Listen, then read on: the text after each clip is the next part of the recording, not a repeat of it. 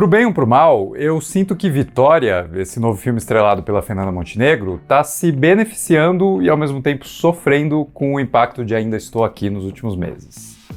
O lado bom, na verdade o lado excelente, é que muitos brasileiros recuperaram o interesse no cinema nacional e até se lembraram do orgulho que eles já sentiam por vários dos seus talentos, como as duas Fernandas, mãe e filha.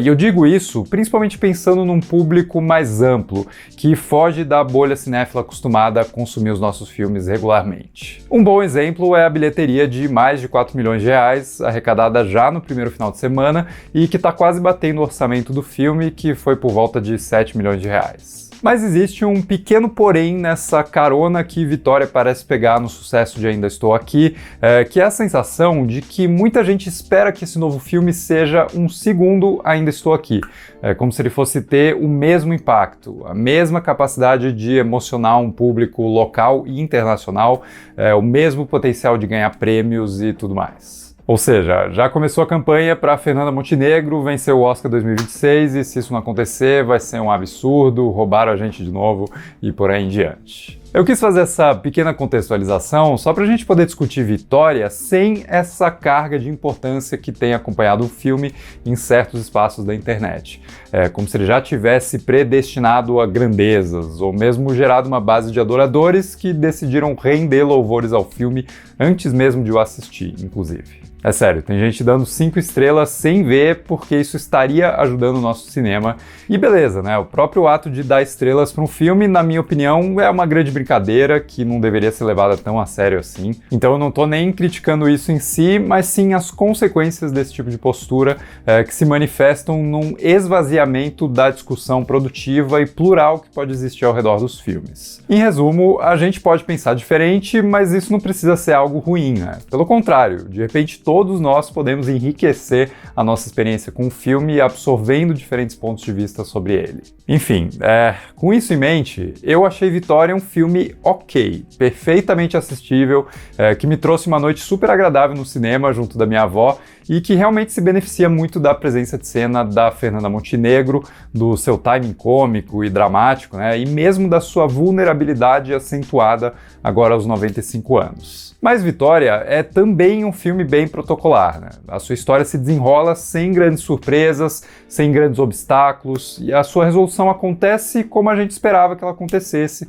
provocando o efeito desejado pelos realizadores e só. Nada é exatamente memorável, nada é muito destacado e o filme não faz muito mais do que o básico.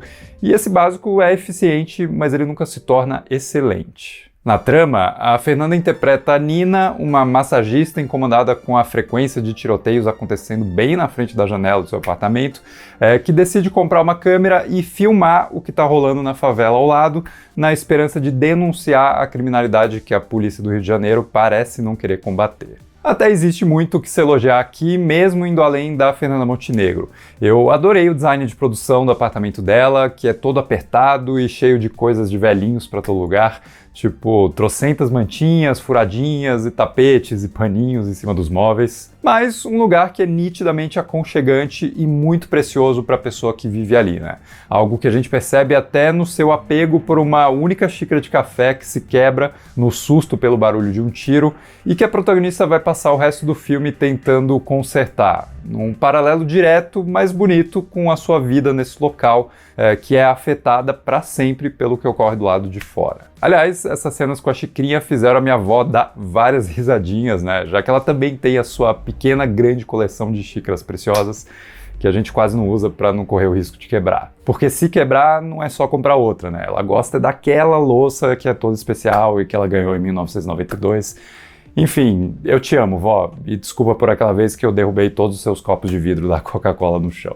A Fernanda Montenegro, para surpresa de ninguém, tira de letra esses momentos de humor, ou de mau humor no caso, assim como ela também consegue converter em segundos esse tom mais leve em algo mais dramático, quando acontecem coisas drásticas e ela surge aterrorizada, se jogando no chão da sala ou até entrando numa banheira para se proteger. Pensando na idade dela, é incrível o quanto ela ainda consegue entregar cenas que a desafiam fisicamente, utilizando até a sua falta de fôlego para compor a personagem. Tipo, quando ela tá nervosa, as suas frases ficam bem mais pausadas, já que a Nina precisa tomar alguns segundos para se recompor, para esfriar um pouco a cabeça, ainda que os seus olhos permaneçam fixos no seu interlocutor, como se ela estivesse dizendo, né? Você não ouse me interromper antes de eu terminar o que eu tô dizendo. Bom, assim como a fala da personagem, o ritmo do filme também me parece pausado e meio vagaroso, mas aí eu já não acho que isso trabalha a favor do filme. No geral, Vitória demora um pouco para engrenar e quando engrena parece que interrompe qualquer ímpeto de urgência que possa surgir, deixando para realmente criar um senso de expectativa e ansiedade pelo que acontece só lá pro final mesmo. Não é nem que o filme seja um slow burn que vai lentamente, mas constantemente aumentando a tensão, mas ele parece só sustentar um nível básico de suspense que nos últimos 10, 15 minutos ganha um empurrãozinho maior. Isso costuma até ser um sintoma de algumas histórias biográficas que talvez não rendessem um longa-metragem inteiro e daí precisam ser encorpadas pelo roteirista com tramas paralelas e personagens coadjuvantes que nem sempre saem de uma caracterização unidimensional. Eu vejo um pouco disso aqui na participação da Linda Quebrada, que tá simpática e oferece um bom contraste com o resto dos moradores babacas do prédio da Nina, mas que não vai muito além desse papel meramente funcional. Ou mesmo o jornalista interpretado pelo Alan Rocha, que tem uma química boa com a Fernanda, nessa dupla inusitada de investigadores que eles formam, mas que também não passa muito disso. Mas tem algo que me incomoda um pouco mais, e que tem a ver com o olhar. Porque a essência do filme é essa questão do olhar da protagonista em direção à favela, sendo que talvez esse olhar esteja unicamente focado em retratar o povo da favela como criminosos assumidos ou criminosos em potencial. A partir de agora, spoilers leves da trama de Vitória, só pra gente observar alguns detalhes. Mas enfim, não existe muito espaço para personagens que sejam da favela e só sejam cidadãos comuns, sem envolvimento com o tráfico ou com a milícia. E ok, o filme é contado do ponto de vista de uma senhorinha cujo contato mais direto com a favela é mesmo só através da sua própria janela, com exceção da sua relação com um menino chamado Marcinho, que ajuda ela a carregar as compras do supermercado em troca de alguns trocados. Mas daí, o filme parece que usa o Marcinho justamente para reforçar essa visão da criminalidade como algo inevitável da favela, já que o crime vai acabar atraindo esse garoto também. O que, de novo, não seria um problema em si, a gente sabe que isso acontece, né? Não é algo incomum, mas isso me traz ao terceiro ponto que consolida essa problemática do olhar, na minha opinião, que é a reunião de condomínio no prédio da Nina, completamente dominada por pessoas muito nitidamente reacionárias, né? Naquela linha do bandido bom é bandido morto e tudo mais. Tem uma cena específica onde eles implicam com a Nina por trazer o Marcinho para dentro do prédio, dizendo que o moleque é um criminoso e que ele não pode entrar ali, e a Nina se coloca do lado dele, defendendo que ele é uma criança e que ele não deveria receber esse pré-julgamento. Nesse momento, a Nina está firmando o seu caráter como protagonista através dessa vontade de ser uma boa influência para um garoto em situação social bem difícil. Então é correto que a gente se coloque do lado dela também, né? E encare o resto dos condôminos como antagonistas nessa questão. Só que daí no final da trama, o filme parece intencionalmente dizer que a Nina estava errada e que os moradores do prédio estavam certos, né? E que uma criança da favela é sim um eventual criminoso e ele nunca vai conseguir escapar da influência do tráfico e por aí em diante. E é claro que isso também acontece, né, em muitas favelas do país, mas eu senti que nessa subtrama inteira o filme dá uma certa derrapada no que ele pretende dizer com tudo isso. Como se ele flertasse com uma desconstrução desse estereótipo da criança com a arma na mão, estilo Dadinho no Cidade de Deus, para depois passar uma rasteira na gente e na protagonista e reforçar essa imagem como se ela fosse sempre inevitável.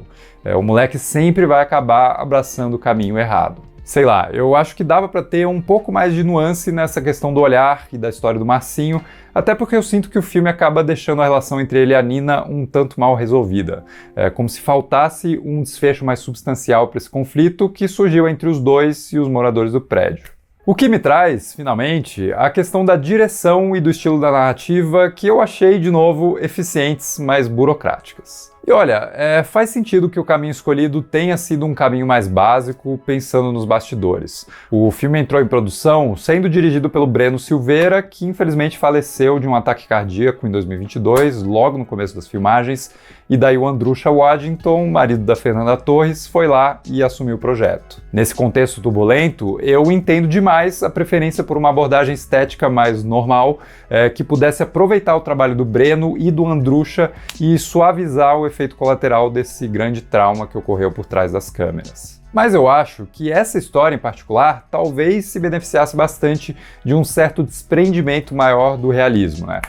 Pensa em Janela Indiscreta, do Hitchcock, um filme que também envolve um personagem olhando pela janela, mas que se diverte com isso, né? Que brinca com a percepção do espectador, que sabe criar suspense e antecipação ao redor da sua condição vulnerável, enfim. Pensando em como Vitória é baseado numa história que só se tornou pública depois da morte da Joana da Paz, a mulher real que vivenciou tudo isso, seria interessante se o filme até se assumisse mais como um filme de gênero, aproveitando a premissa original como guia, mas esticando ela em direções mais intrigantes, talvez até mais exageradas. Não que o filme precisasse virar um Emília Pérez, pelo amor dos céus, mas pense como Richard Linklater se aproveitou de um fato real em Assassino por Acaso para criar um filme muito mais envolvente, muito mais dinâmico do que ele teria sido caso a opção fosse só adaptar fielmente uma notícia inusitada. Quem sabe nessa nova versão de Vitória, a Nina pudesse ter encontrado no Marcinho uma relação de avó que ela nunca teve por ter perdido a sua filha, e o desfecho consolidasse essa reparação familiar, por exemplo. Quem sabe o filme não pudesse construir uma relação mais próxima com os traficantes denunciados, expandindo aquela ótima cena dela sendo sequestrada só para daí destravar a lombar do chefão deles, num dos momentos mais duplamente tensos, mas também cômicos do filme, né? E que eu gostei bastante. Enfim, dava para ter um pouco mais de vida nesse projeto, um pouco mais de personalidade, um pouco mais de liberdade para que o filme se entregasse mais para o potencial ficcional do cinema mesmo.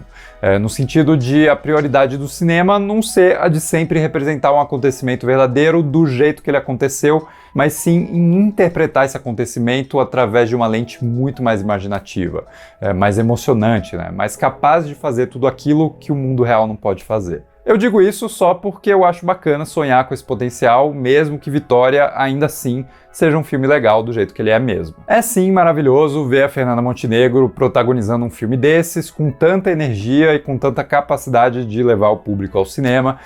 O resultado até poderia ser melhor na minha cabeça, mas não é o meu papel dizer como o filme tem que ser, né? Mesmo que às vezes eu me entregue a esse exercício aqui só porque é divertido se deixar levar pela imaginação hipotética. E eu fico feliz que ele esteja prolongando o afeto de uma parcela mais ampla do povo brasileiro com o seu cinema. E que faça isso sendo um filme rentável, né? Quem sabe assim a gente consiga melhorar de filme a filme a nossa distribuição, para que mais filmes como Vitória, ou mesmo totalmente diferentes de Vitória, tenham o espaço que eles merecem nas salas de cinema. Isso realmente seria para todos nós a mais importante Vitória. Desculpa, eu não resisti.